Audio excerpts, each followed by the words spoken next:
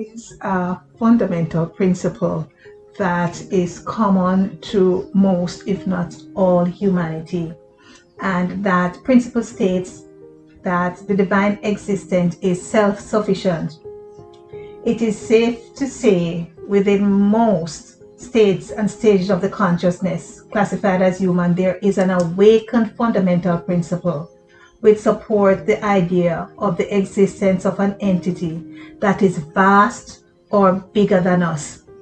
This entity is not only bigger than the individual, the entity extends beyond our galaxy and any conceivable reality or virtual reality we may experience. We have also come to accept that this entity is self-sufficient. The word self-sufficient is quite often mentioned in some religious thought without there being a deep understanding of what this entails. And so we are going to spend some time in this arena. What are some of the beliefs that support the fundamental principles of divine self-sufficiency? Now, some of the beliefs, and I'll start with number one, is the existence of the entity is independent of any other existence. That is, the entity exists on its own. Two, the entity is perpetual. That is, the entity always exists. Because, of course, in the absence of life, there is nothing to bring back life. Three, the entity is everywhere. The entity, number four, the entity does not depend on anything outside of itself for survival. All it needs for survival is within itself. Five, anything the entity wishes to experience must come from within itself. Six, the entity is the beginning and the end, and the beginning is at the end. Since the entity exists on its own and is perpetual, and still demonstrates a beginning and an end, the entity must be cyclical. Also, the entity must be cyclical because the beginning is at the end. Seven, all that is a part of the entity.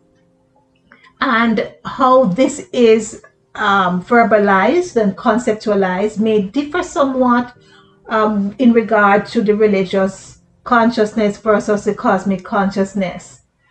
Some religious thoughts suggest that the entity creates all things, but since the entity has nothing outside of itself with which to create anything, all that is the entity itself and is a part of the entity from a cosmic perspective.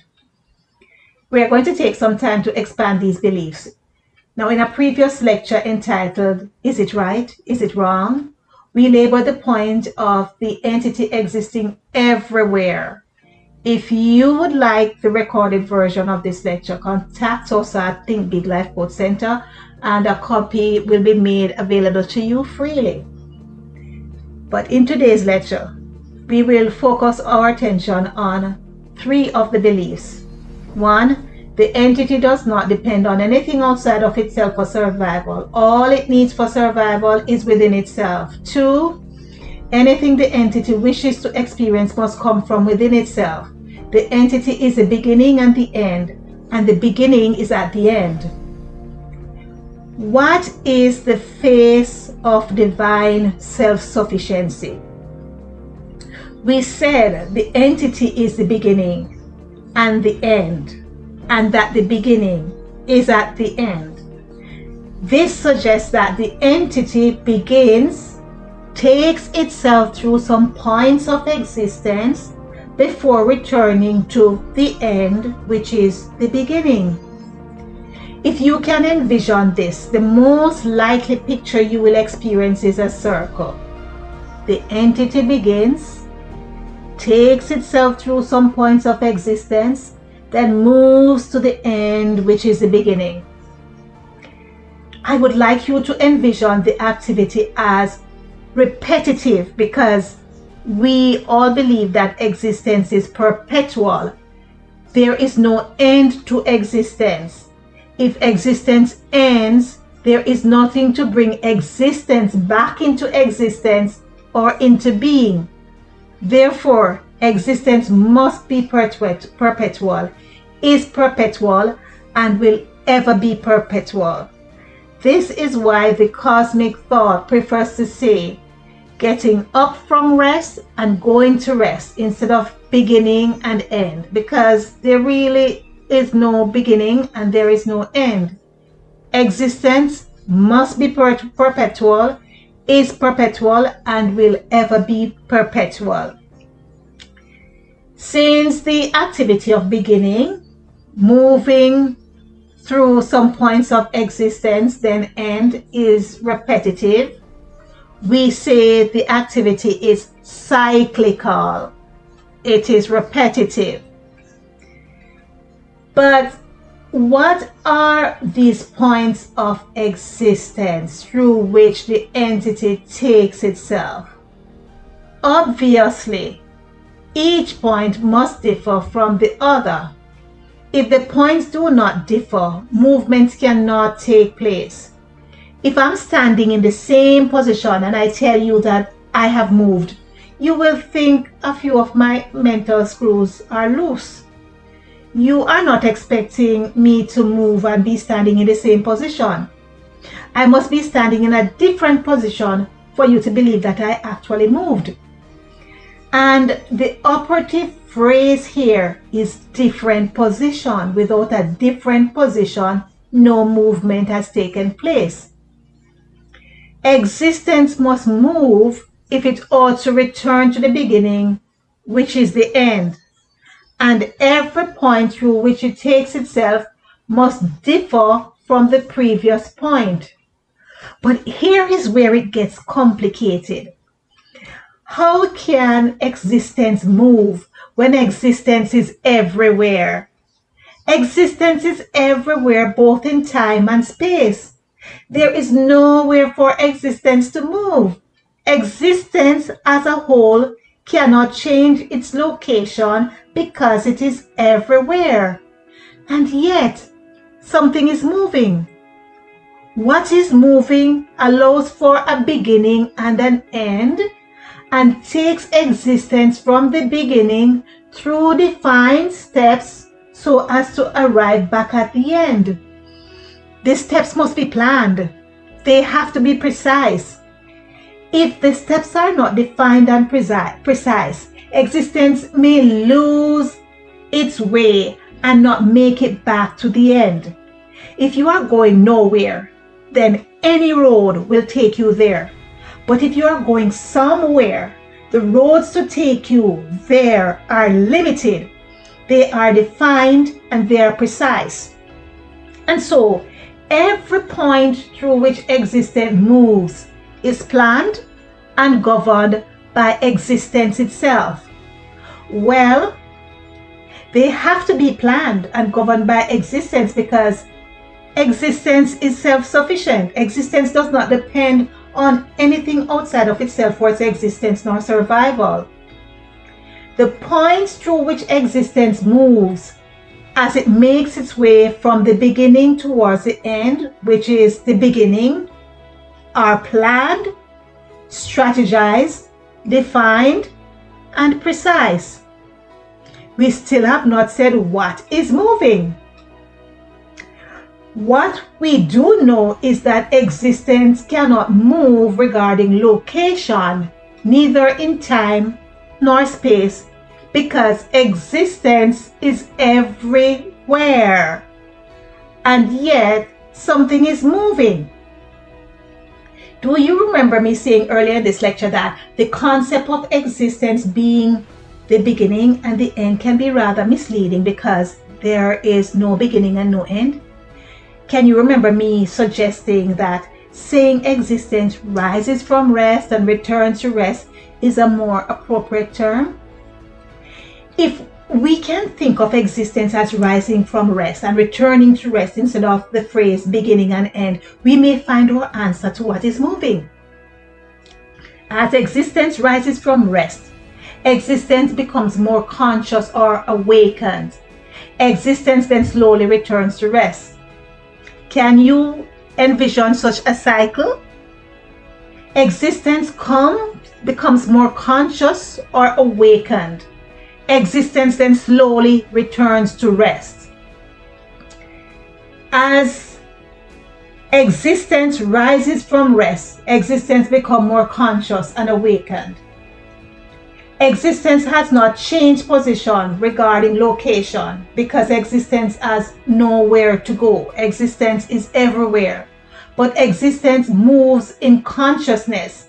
Existence moves from being less conscious to more conscious, then less conscious to assume a state of rest. Moves from less conscious to more conscious, then less conscious to assume a state of rest. Rest does not mean a complete shutdown of activity because existence needs to remain alive even while resting. Remember, we pointed out existence cannot go out of existence because if it does, there's nothing to bring it back into existence. But existence can reassume a state of consciousness or awareness that allows it to be classified as a rest state. Let us turn our attention to the nature of self-sufficiency.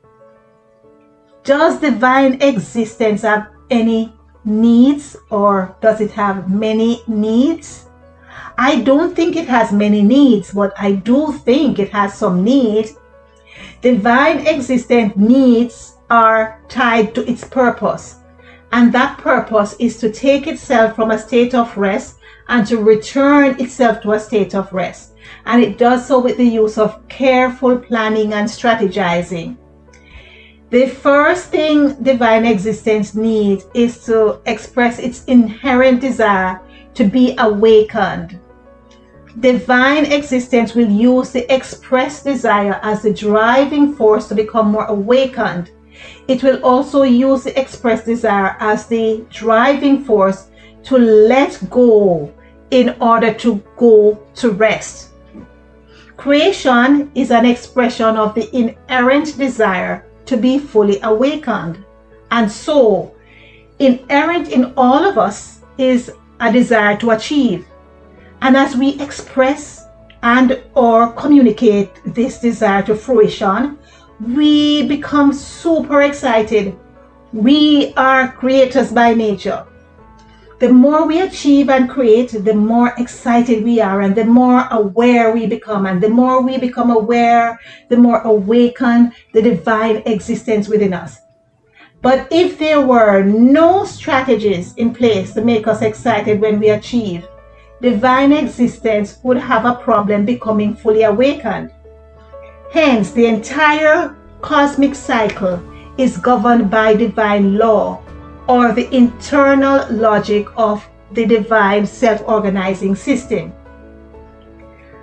As we come closer to the end of our days, even within a given life cycle on the planet Earth, we feel an inherent desire to let go. And we express this desire through the making of a formal, informal, or verbal will, contributing to our favorite charities, and an extension of ourselves to the helping of others more than we often do. Divine existence uses desire in another way to achieve its purpose as well. The desire to use itself, to fully awaken itself, causes divine existence to arise from rest in stages. And by stages, we mean that divine existence initiates the awakening of aspect of itself before other aspects are awakened. This allows for its awareness or consciousness to exist at different states and stages. It is therefore able to use aspect of itself to spur other aspect of itself onto a higher awakening. And this allows for its awakening to go at a faster rate. We exist at different states and stages of the consciousness by law. It is by divine design. Those who are of less awareness than we are, they heighten our consciousness by making us more alert when they do the things we consider to be undesirable. In like manner, the punishment meted out to those who are less aware by those who are more aware heightens the consciousness of those who are less aware. We could say that there is a symbiotic association existing between the innumerable stages and the many states of the consciousness. Together, they assist one another to become more awakened. Now, if you would like to know more on this subject, join us at OSA, the Cutting Edge Online Spiritual Assembly, where we will be looking at the divine self-organizing system in more depth and detail.